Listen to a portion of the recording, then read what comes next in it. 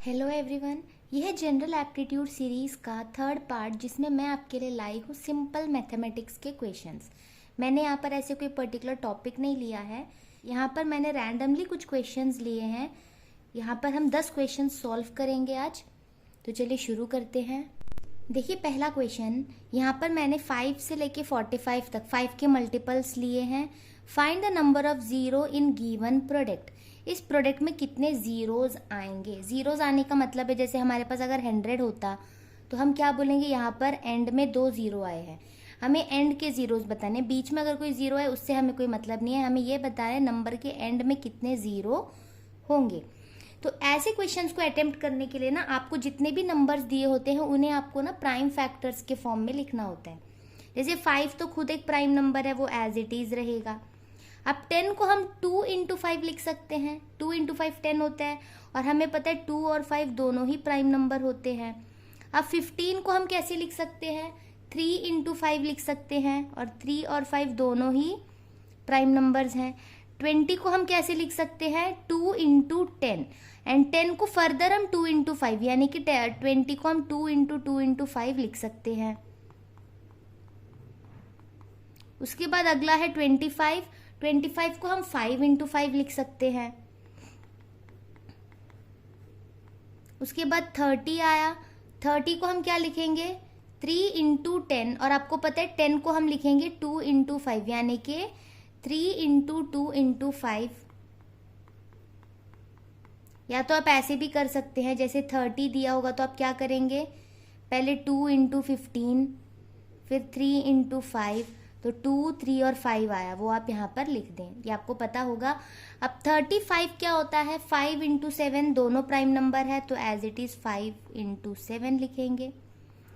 40 जो होता है इसे हम क्या करेंगे, 40 को हम 4 इंटू 10 लिख सकते हैं, 4 को हम लिख सकते हैं 2 इंटू 2 और 10 को हम लिख सकते हैं 2 इंटू 5। ऐसे आपको प्राइम फैक्टर्स के फॉर्म में लिखना है।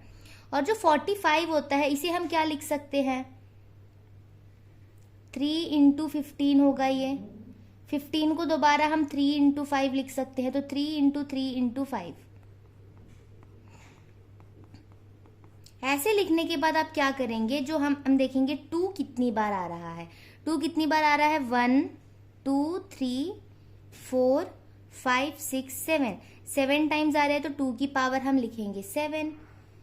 हमें मेनली यहाँ पर ना 2 और 5 ही सिर्फ चाहिए, तो बाकी नहीं देखे तो भी चलेगा, लेकिन इस क्वेश्चन में मैं आपके लिए लिख रही हूँ 3 की पावर में क्या आएगा, 1 2 3 4।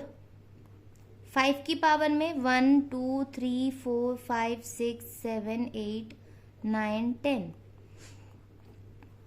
और 7 भी है। 7 कितनी बार है, सिर्फ एक बार। इतना लिख लेंगे। मैंने आपको क्या बोला, हमें सिर्फ 2 और 5 से मतलब है। जब आपको ऐसे मिल जाएगा ना, उसके बाद आप देखना 2 और 5 में से जो सबसे छोटा पावर होगा वो उतने जीरोज हमारे आंसर में होंगे। जैसे यहाँ पे पावर 7 है, यहाँ पे पावर 10 है, तो हम क्या देखेंगे, स्मॉलेस्ट पावर यहाँ पर 7 है, तो इसको अगर हम मल्टीप्लाई करेंगे तो इसमें हमें मिलेंगे 7 जीरोज, यानी नंबर के एंड में 7 जीरोज होंगे। ये कैसे हम करते हैं, मैं आपको एक एग्जांपल देती हूँ। जैसे मैंने एक नंबर ले लिया, जैसे 2 टू दी पावर 2 एंड 5 की पावर 3। अगर मैंने ऐसे कुछ लिया है तो जैसे मैंने आपको बताया इसमें कितने जीरो होने चाहिए, दोनों में से जो सबसे छोटा पावर है जो कि है यहाँ पर 2, तो यहाँ पर लास्ट में 2 जीरो होने चाहिए। तो हम चेक करके देखते हैं, 2 का स्क्वायर क्या होता है 4, 5 का क्यूब का मतलब है 5 इंटू 5 इंटू 5, तो 25 इंटू 5 125 होता है। मल्टीप्लाई करिए, 4 5 ज़ा 20, 0 2 कैरी, 8 प्लस 2 10 1 कैरी, 4 प्लस 1 9, तो आखिर में कितने जीरो आए, 2 जीरो। तो हमें मल्टीप्लाई करके देखने की कोई नीड है ही नहीं। जो 2 एंड 5 है उसमें से जो सबसे छोटा पावर होगा उतने जीरोज हमारे प्रोडक्ट में होंगे। ये हो गया इसका एक जस्टिफिकेशन कि आपको कंफर्म भी होना चाहिए कि सच में क्या हमने जो मेथड यूज़ किया है वो सही है या नहीं। तो हमारा पहला क्वेश्चन हो गया। अब हम देखते हैं दूसरा क्वेश्चन। देखिए question number 2, A number is multiplied by 5। एक नंबर है उसे हमने 5 से मल्टीप्लाई किया and 25 is added to it, और उसमें 25 ऐड किया। The result is divided by 5, और जो रिजल्ट मिला ऐड करने के बाद उसे हमने 5 से डिवाइड किया, and the original number is subtracted from the same, और उतना करने के बाद जो ओरिजिनल नंबर शुरू में हमने लिया था उसे भी सब्ट्रैक्ट कर देना, तो रिमाइंडर क्या होगी। तो हम मान लेते हैं कि वो नंबर क्या है, x, ये हमारा ओरिजिनल नंबर है, ठीक है ना। नंबर इज मल्टीप्लाइड बाय 5, यानी इस नंबर को हमने 5 से मल्टीप्लाई किया, तो 5 इंटू एक्स क्या होगा 5x, and 25 is added to it. अब इसमें हमने 25 को ऐड कर लिया, ठीक है। The result is divided by 5, जो रिजल्ट है उसे हम डिवाइड करेंगे 5 से, and the original number is subtracted from the same. अब इसमें से हम क्या करेंगे, अपना जो ओरिजिनल नंबर है x उसे हम सब्ट्रैक्ट करेंगे। बस इतना ही हमें करना था। अब इसमें रिमाइंडर क्या आएगी, तो हम इसे सॉल्व करके देखते हैं। जैसे देखिए यहाँ पे ऊपर जो नंबर्स है 5 एंड 25, इसमें से मैं 5 कॉमन ले सकती हूँ, तो मैं यहाँ पर अगर 5 लूंगी तो इसमें क्या बचेगा x, बीच में प्लस का साइन है, एंड 5 5 जा 25 होता है, तो 5 निकल गया, तो यहाँ पर 5 बचा। एक चीज ध्यान देना, जिनकी मैथ्स या कैलकुलेशन थोड़ी कमजोर होती है ना, वो क्या करते हैं, जब 5 ले लेते हैं तो देखेंगे 25 में से 5 गया तो 20, तो यहाँ 20 ले लेते हैं। यहाँ पर गलती होती है, जब भी हम कॉमन लेते हैं ना वो मल्टीप्लीकेशन के फॉर्म में होता है। जैसे आप वापस अंदर मल्टीप्लाई करोगे तो 5 इंटू 5 25 होता है, तो आपको प्रोडक्ट के फॉर्म में देखना है। अगर 5 चला गया तो 5 मल्टीप्लाइड बाय क्या करेंगे कि 25 आए, 5 को 5 से मल्टीप्लाई करेंगे तो 25 आएगा, तो 5 निकलने के बाद यहाँ पर 5 बचेगा, और नीचे ऑलरेडी हमारे पास 5 था, उसके बाद है -x। अब यहाँ से 5 और 5 कट जाएगा, ये चीज भी ध्यान देनी है। आप यहाँ से 5 नहीं काट सकते क्योंकि बीच में प्लस है। जब ऐसे फॉर्म में होता है तो हम पहले कॉमन लेंगे फिर ही हम काट सकते हैं। अब यहाँ पर क्या बचा, x प्लस 5 बचा, और ये है -x। अब यहाँ से x एंड -x कट जाएगा, अब बचा क्या 5, तो इसका आंसर है हमारा 5। बहुत आसान होता है, बस क्वेश्चन को समझकर उस हिसाब से हमें लिखना है और इसका आंसर निकालना है। चलिए अगला क्वेश्चन देखते हैं। क्वेश्चन नंबर 3 देखिए, √x minus √y equal to 1 है, √x plus √y equal to 17 है, तो हमें √xy फाइंड करना है। जो चीज हमें फाइंड करनी है ना वो देखिए दोनों रूट के अंदर है, तो हम इसे ऐसे लिख सकते हैं √x इंटू √y। आपने अगर पढ़ा होगा फॉर्मूला जैसे जैसे √ab, इसे हम लिख सकते हैं √a इंटू √b। उसी तरह से हमें समझ में आ जाएगा कि अगर हमें √xy निकालनी है तो हमें √x एंड √y को मल्टीप्लाई करना है, तो हमें √x एंड √y की वैल्यू पता होनी चाहिए। अब अगर आप यहाँ पर देखेंगे √x minus √y, √x plus √y, ये कुछ कुछ इस फॉर्म में है, जैसे लीनियर इक्वेशन इन 2 वेरिएबल्स होता है, उसे हम कैसे सॉल्व करते हैं। जैसे ये इक्वेशन है, हम यहाँ लिखेंगे, अब दूसरा इक्वेशन को हम इसके नीचे लिखेंगे। अब आप एक चीज नोट करना, यहाँ पर जो √y है एक में प्लस है और एक में माइनस है, और ऐसे केस में ये कैंसिल हो जाता है, आपको पता है ना, कि जैसे 3 है और -3 है तो 3 - 3 तो 0 होता है, तो वैसे ही √y माइनस √y भी क्या होगा 0, यानी ये दोनों कैंसिल हो जाएंगे। यहाँ पर है √x प्लस √x, तो 2 √x हो जाएगा, और यहाँ पर 17 + 1 18 हो जाएगा।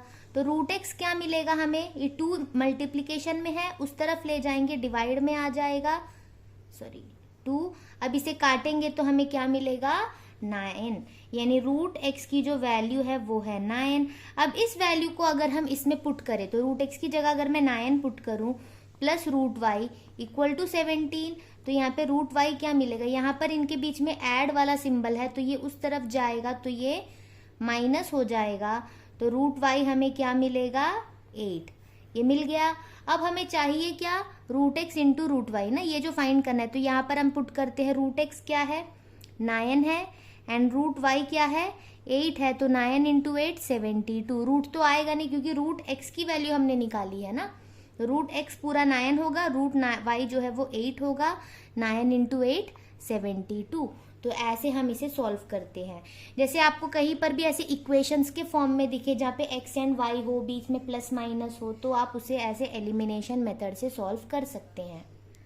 अब ये क्वेश्चन देखिए, ये कैलकुलेशन बेस्ड क्वेश्चन है जहाँ पर आपको कुछ फॉर्मूलाज भी पता होना चाहिए, जैसे 76 + 58 का स्क्वायर प्लस 76 माइनस 58 का स्क्वायर डिवाइडेड बाय 76 का स्क्वायर प्लस 58 का स्क्वायर, ये क्या होगा। अब बहुत लोग क्या करेंगे पता है, इन्हें ऐड करके स्क्वायर करेंगे, इन्हें सबट्रैक्ट करके स्क्वायर करेंगे, फिर इनका भी स्क्वायर करेंगे, फिर ऐड करके फिर डिवाइड करेंगे। उतना लंबा कैलकुलेशन आपको नहीं करना है। आपको पता होगा a प्लस बी का होल स्क्वायर क्या होता है, a square plus b square plus 2ab, and a minus b का होल स्क्वायर क्या होता है, a square plus b square minus 2ab।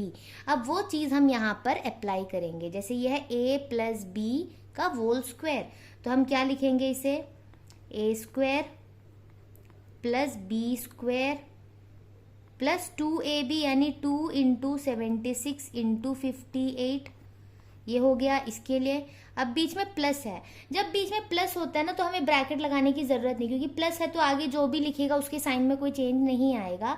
अगर यहाँ पर माइनस होता तो हम पूरा ब्रैकेट लगाते, क्योंकि माइनस की वजह से सबका साइन बदलता है तो हमें ब्रैकेट लगाना पड़ता है। लेकिन यहाँ प्लस है तो हम सीधे लिखेंगे a माइनस बी का होल स्क्वायर क्या होगा, a square plus b square minus 2 into a into b, ये हो गया डिवाइडेड बाय नीचे क्या दिया हुआ है 76 का स्क्वायर प्लस 58 का स्क्वायर। अब आप एक चीज नोट करना, 76 का स्क्वायर 2 बार है हमारे पास, तो 2 टाइम्स क्या है 76 का स्क्वायर है। आप ऐसे समझ सकते हैं 76 का स्क्वायर प्लस 76 का स्क्वायर 2 बार है, तो 2 इंटू 76 का स्क्वायर प्लस 58 का स्क्वायर प्लस 58 का स्क्वायर, 58 का स्क्वायर भी हमारे पास 2 है, तो 2 इंटू 58 का स्क्वायर, तो ये एक टर्म हुआ, ये एक टर्म हुआ। अब आप देखेंगे 2 into 76 into 58, 2 into 76 into 58 same है ना दोनों, पर यहाँ प्लस है और यहाँ पर माइनस है, तो ये दोनों क्या हो जाएंगे, कैंसिल, तो वो हम लिखेंगे ही नहीं। अब नीचे क्या बचा है हमारे पास 76 का स्क्वायर प्लस 58 का स्क्वायर। अब आप देखो ऊपर के दोनों नंबर में 2 कॉमन है, तो हम वो 2 कॉमन ले लेंगे, तो इसमें क्या बचेगा 76 का स्क्वायर प्लस इसमें बचेगा 58 का स्क्वायर डिवाइडेड बाय नीचे है 76 स्क्वायर प्लस 58 स्क्वायर। तो देखो अब न्यूमरेटर एंड डिनोमिनेटर में ये दोनों टर्म सेम थे, तो हमने काट दिया, क्या बचा यहाँ पर 2, तो इसका आंसर हो गया 2। देखो question number 5, if 12 into 22 into 35 divided by p, मतलब ये पूरा न्यूमरेटर में है और p डिनोमिनेटर में है, ये अगर एक इंटीजर है तो इनमें से कौन सा वैल्यू p नहीं हो सकता, यानी p का कौन सा वैल्यू नहीं पॉसिबल है, ये आपको बताना है। अब देखो इंटीजर्स हमेशा क्या होते हैं, सिर्फ एक सिंगल टर्म होता है, मतलब उसमें डिनोमिनेटर में कुछ ऐसे a बाय b होता है, इसे हम इंटीजर नहीं कहते हैं। इंटीजर्स में डिनोमिनेटर नहीं होता है, यानी हमें p की ऐसी वैल्यू ढूंढनी है जिसे रखने पर ना डिनोमिनेटर रह जाए, क्योंकि p की वो वैल्यू नहीं हो सकती। तो हम यहाँ पे चेक करके देखते हैं, जैसे p की जगह मैं 15 पुट करके देखूं, तो मेरे पास था 12 इंटू 22 इंटू 35 डिवाइडेड बाय 15 अगर मैं लूँ। अब मैं कट करके देखती हूँ, जैसे 5 के टेबल से कटेगा, 5 3 ज़ा 15, 5 7 ज़ा 35, अब 3 1 ज़ा 3, 3 4 ज़ा 12, तो पूरा कट गया, डिनोमिनेटर में कुछ नहीं बचा। यानी जब मैं 15 लूंगी तो ये तो पूरा कट जाएगा, तो यहाँ पर सिर्फ न्यूमरेटर में एक नंबर आएगा, यानी 15 जब मैं रखूंगी तो ये इंटीजर है, तो p की वैल्यू 15 हो सकती है। मगर हम ऐसे देखकर टिक नहीं लगाएंगे, क्योंकि यहाँ पर क्या पूछा है, can not be the value of p। तो ये चीज गड़बड़ क्या होती है, हम लोग को ये देख लेते हैं p की वैल्यू, तो पहला वाला ही रख के देखेंगे, हमें पता चल गया 15 रखने पर तो ये इंटीजर है, तो हम टिक लगाकर क्वेश्चन से आगे बढ़ जाते हैं। बट ये भी देखना होता है कि हमें पूछा क्या गया है, p की वैल्यू कौन सी नहीं हो सकती है। तो हम अगले वाले में जाते हैं, 12 इंटू 22 इंटू 35 डिवाइडेड बाई क्या है, अब 21 है।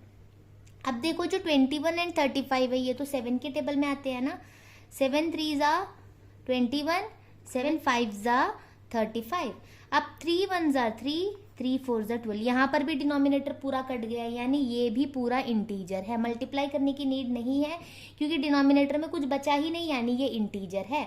अब थर्ड वाला ऑप्शन रख के देखते हैं, 12 इंटू 22 इंटू 35 डिवाइडेड बाई 28, दोबारा ये 7 से जाएगा, 7 4 ज़ा 7 5 जा, अब 4 1 जा 4, 4 3 जा 12, ये भी कट गए यानी डिनोमिनेटर में कुछ नहीं बचा।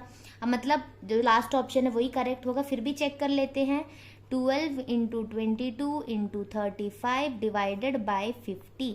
चलो 5 के टेबल से कट करते हैं, 5 7 जा 35, 5 10 जा, अब 2 की टेबल से कट कर दो, 2 6 जा 12, 5 जा, अब 5 है नीचे बट 5 से ना 6 कटेगा ना 22 कटेगा ना 7 कटेगा, यानी नीचे 5 तो रह जाएगा, यानी ये इंटीजर नहीं है। तो ये इंटीजर नहीं है यानी p की वैल्यू हम 50 नहीं रख सकते हैं। इतना क्लियर है, क्योंकि ये एक इंटीजर है यानी p की वैल्यू रखने पर डिनोमिनेटर में कुछ नहीं होना चाहिए था, पर इन तीनों में हमने देखा डिनोमिनेटर 1 हो रहा है, यानी ये तीनों वैल्यू p की पॉसिबल है बट 50 हम नहीं रख सकते हैं। तो नेक्स्ट क्वेश्चन देखते हैं। देखिए क्वेश्चन नंबर 6, ये भी प्योर कैलकुलेशन है। यहाँ पर हम देखेंगे कि ये ब्रैकेट के अंदर ये पूरा टर्म्स दिया हुआ है और प्लस के बाद अगले ब्रैकेट में ये सारे टर्म्स दिए हुए हैं। इसे सॉल्व करना बहुत आसान है, बस हमें याद क्या रखना है, बोर्डमास रूल, यानी bracket of division, multiplication, addition, subtraction, इस ऑर्डर में हम चलेंगे। यानी ब्रैकेट पहले देखना, यानी इस ब्रैकेट को हम पहले सेपरेटली सॉल्व करेंगे और इस ब्रैकेट के अंदर सेपरेट सॉल्व करेंगे। उसके बाद हमें देखना है डिवीजन, यानी अगर यहाँ पे आपको डिवीजन दिख रही है तो पहले आप डिवीजन परफॉर्म करना, फिर मल्टीप्लिकेशन परफॉर्म करना, फिर एडिशन परफॉर्म करना, फिर सब्ट्रैक्शन परफॉर्म करना। इस ऑर्डर में अगर आप बढ़ोगे तो आपका आंसर गलत नहीं होगा। तो यहाँ पर पहले डिवीजन करना है ब्रैकेट के अंदर। 25 डिवाइडेड बाई 5 क्या आएगा, 5। 25 डिवाइडेड बाई 5 यानी कि कुछ इस तरह से होगा, तो ये हो गया 5। आगे क्या बचा, +3 - 2 इंटू 4 प्लस, अब इसके अंदर देखना डिवीजन तो है नहीं, तो हमारा पहला काम क्या होगा, मल्टीप्लिकेशन। तो 16 इंटू 4 क्या आएगा, 64, फिर है ये -3। अब इसके बाद हम देखेंगे इसमें क्या होगा, मल्टीप्लिकेशन आएगा अगला, तो 2 इंटू 4 8 होता है, तो बाकी का हम लिखेंगे 5 + 3 - 2 इंटू 4 8 हो गया। उसके बाद है प्लस, यहाँ पे और कुछ नहीं है बस माइनस करना है, तो 61 आ गया। अब हम देखेंगे यहाँ पे एडिशन करना है, 5 + 3 8 -8 + 61, 8 - 8 कट गया, ये पूरा 0 हो गया, तो आंसर क्या बचा, 61। लेकिन अगर आप यहाँ पर ये वाला ऑर्डर फॉलो नहीं करोगे, आप अपनी मर्जी से पहले ऐड कर दोगे या पहले सब्ट्रैक्ट कर दोगे, या यहाँ पे पहले आप क्या करोगे, 4 - 3 आप अगर 1 ले लो, 1 इंटू 16 तो 16 होगा, तो ये पूरा ब्रैकेट का आंसर 16 आना चाहिए था, बट यहाँ पे है क्या, 61। ये आपको तभी करेक्ट मिलेगा अगर आप इस ऑर्डर में चलोगे, तो ये आपको हमेशा याद रखना है। सिंपल मैथ्स तो आते ही है क्वेश्चन में, उसमें आपको जो है कैलकुलेशन अपना स्ट्रांग रखना होगा और ये वाला ऑर्डर आपको यहाँ पे फॉलो करना होगा। अब ये क्वेश्चन देखो, for real numbers x and y, x² + y - 4 का square equal to 0, then the value of x + y is. हमें x और y की वैल्यू पता होगी तो ही तो हम x + y निकाल पाएंगे ना। और एक चीज आप नोट करना, अगर हम किसी नंबर का स्क्वायर कर रहे हैं, अगर वो नंबर नेगेटिव भी हुआ, जैसे मैं -1 ले लूं, उसका अगर मैं स्क्वायर करूं तो मुझे पता है स्क्वायर का मतलब होता है इसे हम 2 बार मल्टीप्लाई करते हैं, यानी -1 इंटू -1 ये हो गया। अब माइनस इंटू माइनस क्या होता है, प्लस, 1 इंटू 1 1, यानी आप क्या देखोगे, जब भी हम किसी नंबर का स्क्वायर करते हैं तो हमेशा वो हमें पॉजिटिव वैल्यू ही देती है, यानी x का स्क्वायर एक पॉजिटिव टर्म आएगी। अब y - 4 का भी अगर हम स्क्वायर करेंगे तो ये भी एक पॉजिटिव टर्म आएगा, और 2 पॉजिटिव टर्म को अगर हम ऐड करें तो 0 आएगा। क्या ये पॉसिबल है? अगर हमारे पास यहाँ नेगेटिव होता तो हम क्या बोल सकते हैं, अगर मान लो x का स्क्वायर 4 आया और y - 4 का स्क्वायर भी 4 आया और बीच में माइनस है, तो 4 - 4 0 हो सकता है।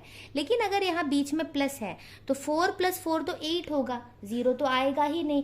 तो ऐसे केसेस में क्या होता है, जब ये दोनों नंबर हमें पता है पॉजिटिव ही होंगे और उसे ऐड करके 0 आना है, तो इससे जाहिर सी बात है कि जो x² है इसकी वैल्यू भी 0 है, y - 4 की स्क्वायर जो है उसकी वैल्यू भी 0 है, क्योंकि 0 + 0 ही 0 आ सकते हैं। इसके अलावा ऐसा कोई नंबर नहीं है जिसे हम ऐड करेंगे तो आंसर 0 आए, क्योंकि 0 का स्क्वायर तो 0 होता है, तो ये 0 तो हो सकता है वैल्यू, तो इसलिए हमने क्या कर दिया, दोनों की वैल्यू को 0 ले लिया। क्यों लिया आपको ये समझ में आया? क्योंकि x के स्क्वायर में या y-4 के स्क्वायर में अगर हम कुछ भी नेगेटिव वैल्यू भी ले ले x या y की, स्क्वायर करने के बाद तो वो पॉजिटिव ही हो जाएगा। और दो पॉजिटिव नंबर का सम कभी 0 नहीं होता। दो नंबर का सम 0 तभी होगा अगर वो दोनों खुद 0 हैं। तो 0 + 0 तो 0 हो सकता है, तो इसलिए हमने ऐसा लिया। x का स्क्वायर 0 यानी x क्या हो गया, 0। अब इसका स्क्वायर 0 है, इसका मतलब y-4 भी क्या होगा, 0 होगा। तो हम -4 को उस तरफ ले जाएंगे तो +4 हो गया। अब हमें चाहिए क्या, x + y। x की वैल्यू 0 है, y की वैल्यू 4 है, तो 0 + 4 आ गया 4, यानी हमारा आंसर यहाँ पर हो गया 4। तो ये चीज़ आपको पता होनी चाहिए कि दोनों को हमने 0 क्यों लिया है। अगर ये आप नहीं कंक्लूड कर पाए तो आगे का सॉल्व नहीं हो पाएगा। क्वेश्चन नंबर 8 देखिए, if a into B is equal to 24, b into C 32 है, c इंटू डी 48 है, तो a इंटू डी क्या होगा? कैन नॉट बी फाउंड, यानी हमें पता चल ही नहीं सकता। Is a perfect square. Perfect square का क्या मतलब है? जैसे 1 का स्क्वायर 1 होता है, परफेक्ट स्क्वायर में क्या क्या आएंगे, 1। 2 का स्क्वायर 4 होता है, 3 का स्क्वायर 3 3 9, 4 का स्क्वायर 16, 5 का स्क्वायर 25, 6 का स्क्वायर 36। तो इन सबको हम परफेक्ट स्क्वायर बोलते हैं, ठीक है ना। परफेक्ट क्यूब का क्या मतलब है, 1 इंटू 1 इंटू 1 1 होता है, 2 इंटू 2 इंटू 2 8 होता है, 3 इंटू 3 इंटू 3 27। तो ये सब हमारे परफेक्ट क्यूब्स होते हैं। ऑड नंबर आप सबको पता है, 1 3 5 7 9, ये सब हमारे ऑड नंबर्स हैं। तो पहले हम देखते हैं फाइंड करके कि वो क्या आता है, वो ऑड है या परफेक्ट क्यूब है या परफेक्ट स्क्वायर है, हम चेक करेंगे। अब हमें फाइंड क्या करनी है, a इंटू डी। तो हम देखेंगे जो a है वो इसमें लाई करता है, तो हम क्या करते हैं, a इंटू बी को ले लेते हैं, ठीक है। अब उसके बाद मुझे d चाहिए, d किस में है, इसमें है, तो हम इन दोनों को क्या करते हैं, मल्टीप्लाई, क्योंकि मल्टीप्लाई करेंगे तभी तो a इंटू डी हमें मिलेगा। तो हमने देखा a चाहिए था, वो इस इक्वेशन में था, वो हमने ले लिया। d इसमें है तो मैंने c इंटू डी ले लिया। अब लेकिन हम एक चीज देखते हैं, a और d तो मुझे चाहिए था, बट b और c तो एक्स्ट्रा आ गए यहाँ पर। कोई बात नहीं, b इंटू सी हम क्या करते हैं, इसमें से डिवाइड कर देते हैं, तो b और c यहाँ से कट जाएंगे, बचेंगे क्या, a इंटू डी। अब इसको मैं समझाती हूँ। जैसे मैंने a इंटू बी लिया, c इंटू डी लिया, और नीचे मैंने ले लिया b इंटू सी। आप सबको पता है जब सारे चीज़ मल्टीप्लिकेशन में होते हैं तो हम न्यूमरेटर से डिनोमिनेटर को कैंसिल कर सकते हैं, कुछ इस तरह से। तो यहाँ पे क्या बचा, a इंटू डी, इसलिए मैंने ऐसा लिया है। जहाँ मुझे a चाहिए था मैंने a इंटू बी ले लिया, क्योंकि उसकी वैल्यू मुझे पता है। d चाहिए था तो मैंने c इंटू डी ले लिया, क्योंकि c इंटू डी का वैल्यू भी मुझे पता है। बट ऐसा लिखने पर b एंड c एक्स्ट्रा आ गए जो मुझे नहीं चाहिए, तो मुझे उसे हटाने के लिए मैं क्या करूँगी, नीचे b इंटू सी ले लूँगी। तो वो चीज़ मैंने यहाँ पर आपको समझा दिया कि ऐसे लेने पर b एंड c कट जाते हैं, बचते हैं a इंटू डी। अब हम वैल्यू पुट करते हैं, a इंटू बी की वैल्यू है 24, c इंटू डी की वैल्यू है 48, b इंटू सी की वैल्यू है 32।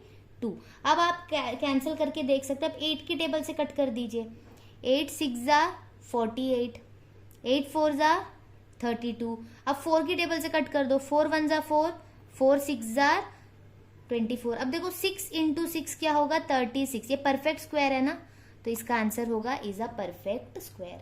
बहुत आसान है। ऐसे क्वेश्चन में आपको वैल्यूज भी दी हो सकती है, ठीक है। जैसे 36 आपका एक ऑप्शन होगा, आप 36 को टिक लगा सकते हैं। अगला क्वेश्चन देखते हैं। देखो क्वेश्चन नंबर 9 में क्या बोला है, what should be added to the product of the two numbers this and this. इनके प्रोडक्ट्स में हम ऐसा क्या ऐड करें कि वो परफेक्ट स्क्वायर बन जाए। तो हम पहले देखते हैं उनका प्रोडक्ट, यानी 983 इंटू 983719। अब आप देखना 9837 ये दोनों क्या, यहाँ तक जो है नंबर सेम है, बट यहाँ 13 है इतना पोर्शन और यहाँ पर 16 है। 13 एंड 19 के बीच में लाई करने वाला नंबर क्या होता है, 16। तो हम एक काम करते हैं, दोनों को उस फॉर्म में लेकर आते हैं। ये क्यों कर रहे हैं मैं आपको बताती हूँ। जैसे ये 983716, ठीक है, मैं यहाँ पे 6 ला रही हूँ, बट मुझे चाहिए था 13, तो मैं 16 में से अगर 3 माइनस करूँगी तो ये 13 हो जाएगा। तो इस नंबर को मैं कुछ इस तरह से लिख सकती हूँ, अब बीच में है इनटू। अब ये क्या होगा 98371। मैंने बोला इसे दोनों को हमें इस फॉर्म में लाना है, मतलब सेंटर में लेकर आना है। अब इसमें अगर मैं 3 ऐड करूंगी तो मुझे ये मिल जाएगा। अब आप देख सकते हैं ये किस फॉर्म में दिख रहा है, a minus b into a plus b, कुछ इस फॉर्म में है। क्योंकि ये दोनों नंबर सेम है, इसे मैं a मान रही हूँ, और ये दोनों नंबर सेम है तो मैं इसे b मान रही हूँ। और a minus b into a plus b का फॉर्मूला क्या होता है, a square minus b square. यानी यहाँ पर हम इसे लिख सकते हैं 98371 का स्क्वायर माइनस 3 का स्क्वायर। अब आप देखो जो इनका प्रोडक्ट था, मैंने यहाँ पे कुछ गलत किया नहीं है, क्योंकि ये 13 था, मैंने 16 माइनस 3 लिख दिया। 19 को मैंने 16 प्लस 3 लिख दिया, तो नंबर तो वही है, बट मैंने उसे सिर्फ इस फॉर्म में लाया है। उससे फिर मैंने क्या कर दिया, a square minus b square लिख दिया। अब आप देखिए इन दो नंबर का जो प्रोडक्ट था उसे हम ऐसे लिख सकते हैं, यानी इसका स्क्वायर है उसमें से लेकिन माइनस 3 स्क्वायर है। ये कुछ इस तरह से हो गया, जैसे मेरे पास 5 का स्क्वायर है और माइनस 2 का स्क्वायर है, तो मतलब क्या हुआ 5 का स्क्वायर 25 माइनस 2 का स्क्वायर 4, यानी मेरे पास नंबर है 21। अब 21 में मैं क्या ऐड करूंगी तो ये परफेक्ट स्क्वायर होगा। मुझे पता है 5 का स्क्वायर 25 होता है, तो मैं इसमें क्या करूंगी 4 ऐड करूंगी। तो इतना देखने के बजाय मैं क्या देखूंगी, अगर यहाँ पर मुझे दिख रहा है 5 का स्क्वायर, उसमें से 2 का स्क्वायर माइनस हो रहा है, यानी इतना वैल्यू मेरे पास कम है, तो मैं यहाँ पर प्लस 2 का स्क्वायर कर देती हूँ। तो माइनस 2 स्क्वायर से प्लस 2 स्क्वायर अगर कट जाएगा तो ये परफेक्ट स्क्वायर बन जाएगा। इतना समझ में आया। जैसे मैंने यहाँ तक सिर्फ लिया था, तो मैंने क्या देखा यहाँ पर माइनस 2 का स्क्वायर है, तो अगर मैं यहाँ पर प्लस 2 का स्क्वायर ले लूँ तो ये दोनों तो कट जाएंगे क्योंकि साइन ऑपोजिट हैं, तो ये एग्जैक्टली 5 का परफेक्ट स्क्वायर बन जाता है। यानी मुझे क्या करना था, 2 का स्क्वायर ऐड करना था। सिमिलरली अगर मैं माइनस 3 स्क्वायर को हटाने के लिए प्लस 3 स्क्वायर कर लूँ, मैंने कितना है यहाँ पे ऐड किया 3 का स्क्वायर यानी 9, अगर मैं ऐड कर लूँ तो ये दोनों तो कट जाएंगे और ये एक परफेक्ट स्क्वायर बन जाएगा। इसलिए हमने इसे इस फॉर्म में लिया। नहीं तो आप क्या कर सकते हैं, दोनों नंबर को पहले आपको मल्टीप्लाई करना पड़ेगा, फिर उसका आप क्या करेंगे, जो हम करते हैं ना स्क्वायर निकालने के लिए, जो स्क्वायर रूट निकालने वाला जो मेथड है वो करेंगे। उसमें फिर आप देखेंगे कितना रिमाइंडर आ रहा है या जिसका स्क्वायर है उस हिसाब से बहुत ही लंबा जाएगा। ये मेथड बहुत ही आसान है, आप इसे दोबारा एक बार प्रैक्टिस करिए, आपको समझ में आ जाएगा। आंसर है यहाँ पर 9। और ये मैंने क्यों किया है आपको समझ में आया, जैसे मैंने आपको यहाँ पर छोटे से एक नंबर का एग्जाम्पल लेकर बताया है, इससे आप इसे समझ सकते हैं। अब लास्ट क्वेश्चन देखते हैं। ये भी एक कैलकुलेशन बेस्ड क्वेश्चन है। देखो इसमें क्या बोला है, सपोज x डेल्टा y का मतलब है x माइनस वाई का होल स्क्वायर। जैसे यहाँ पे देखो 197 डेल्टा 315 जो दिया हुआ है, इसका मतलब होगा x माइनस वाई का होल स्क्वायर, यानी इसका मतलब है 197 माइनस 315 का होल स्क्वायर। तो इस सिंबल को हमें इस फॉर्म में लाना है, जहां पर ये जो माइनस है, प्लस है, इनटू है, इनका मतलब जो ऑब्वियस उसका जो मीनिंग होता है वही है। ठीक है, अब अगला क्या बोला है, x, यहाँ पे एक 0 जैसा लिखा हुआ है, इस सिंबल का मतलब है x प्लस वाई का होल स्क्वायर, वो जैसे यहाँ पर दिया हुआ है। इसका मतलब है इनको हम ऐड करके उसका स्क्वायर करते हैं, तो यहाँ पर ये 197 प्लस 315 का होल स्क्वायर और बीच में माइनस साइन है। इतना क्लियर हुआ। जैसे ये वाला जो सिंबल है उसका मतलब है x प्लस वाई का होल स्क्वायर, तो हम इसमें x प्लस वाई का होल स्क्वायर के फॉर्म में लिखते हैं। ये ट्रायंगल जो है इसका मतलब है x माइनस वाई का होल स्क्वायर, तो हम उसे उस फॉर्म में लिखते हैं। देखिए अब ये पूरा जो है बीच में डॉट लगा हुआ है, और डॉट का देखिए क्या मतलब है, इनटू, यानी डॉट की जगह हम क्या लिखेंगे, इनटू। अब देखिए इन दोनों नंबर के बीच में स्टार लगा हुआ है, स्टार का मतलब है x इंटू वाई का इनवर्स, यानी 197 इंटू 315 का इनवर्स होगा। ठीक है, अब इसके बाद आप क्या करेंगे, अब एक चीज नोट करना, ये वाला ब्रैकेट हमने हटा दिया, ये रखना है। ठीक है, अब इसके बाद क्या होगा, a प्लस बी का होल स्क्वायर, जैसे मैंने आपको बताया था a का स्क्वायर प्लस b का square plus 2 into a into b, ये हो गया इसका पूरा। ठीक है, बीच में माइनस लगा। अब माइनस जब लगता है तो मैंने आपको बताया था ब्रैकेट लिखना बहुत जरूरी है। अब यहाँ पर a माइनस बी का होल स्क्वायर है, तो हम क्या करेंगे, a square plus b square minus 2 into a into b, ये हो गया। अब इसके बाद इंटू है और ये इनवर्स है। इनवर्स का क्या मतलब होगा, इंटू लगा देते हैं हम। इनवर्स का मतलब होता है 1/, ठीक है, 197 इंटू 315। अब इसके आगे हम एक काम करते हैं, ब्रैकेट्स को ओपन करते हैं। जैसे यहाँ पे है 197 का स्क्वायर प्लस 315 का स्क्वायर प्लस 2 इंटू 197 इंटू 315, फिर है माइनस 197 का स्क्वायर, फिर है माइनस इंटू प्लस माइनस 315 का square, minus into minus plus 2 into 197 into 315। उसके बाद है इंटू 1/, यानी डिवाइडेड बाय 197 इंटू 315। अब आप देखना 197 का स्क्वायर माइनस 197 का स्क्वायर कट जाएगा, 315 का स्क्वायर माइनस 315 का स्क्वायर कट जाएगा क्योंकि साइन अपोजिट है। अब क्या बचा, 2 इंटू 197 इंटू 315, 2 इंटू 197 इंटू 315, दोनों 2 बार है, सेम चीजें हैं बट 2 बार है। तो हम इसमें क्या करते हैं, 2 टाइम्स है इसलिए 2 इंटू कर देते हैं, और नंबर है क्या 2 इंटू 197 इंटू 315, और डिनोमिनेटर में हमारे पास है 197 इंटू 315। तो 197 से 197 कट गया, 315 से 315 कट गया, क्या बचा 2 इंटू 2 यानी कि 4। तो हमारा आंसर यहाँ पर हो जाएगा 4। तो यहाँ पे पूरा कैलकुलेशन ही था, तो आपको थोड़ा सा ये ध्यान देना है कैलकुलेशंस में। अगर मैंने इसे ठीक से एक्सप्लेन नहीं भी किया है तो आप इसे कैलकुलेशन अच्छे से कर लीजिए। बस मेन पॉइंट यहाँ पर ये था, इन सिंबल्स का जो मतलब होता है वो आपको मेन ध्यान देना था, बाकी तो आप कैलकुलेशन खुद कर सकते हैं। और अगर आपको कैलकुलेशन समझ नहीं आए तो वो ये रीज़न हो सकता है कि मेरे पास यहाँ स्पेस कम है, तो मैं थोड़ा सा यहाँ पे कंजस्टेड करके लिख चुकी हूँ यहाँ पे, तो उस वजह से शायद आपको ये कैलकुलेशन समझ ना आया हो। आप एक क्लीन पेपर लेकर इसे मेरे साथ साथ सॉल्व करके देखिए, आपको समझ में आ जाएगा। तो आज मैंने आपको यहाँ पे 10 क्वेश्चन कराए हैं जो बेसिक मैथमेटिक्स के होते हैं। मैं समझ नहीं पा रही थी कि मैं इसे आपको कौन से टॉपिक के अंडर करवाऊँ, क्योंकि ये तो बेसिक होते हैं, इसके लिए अलग कोई टॉपिक तो होता नहीं है, इसलिए मैंने इन सारे क्वेश्चंस को एक पार्ट में कवर करवाया है। और आगे भी मैं कुछ क्वेश्चंस को इसी तरह से 10 क्वेश्चंस का सीरीज बनाकर मैं आपके लिए लाऊंगी, और आप उसे देखते रहिए और अपने कॉम्पिटिटिव एग्जाम्स के लिए अच्छे से प्रिपेयर करिए। Thanks for watching.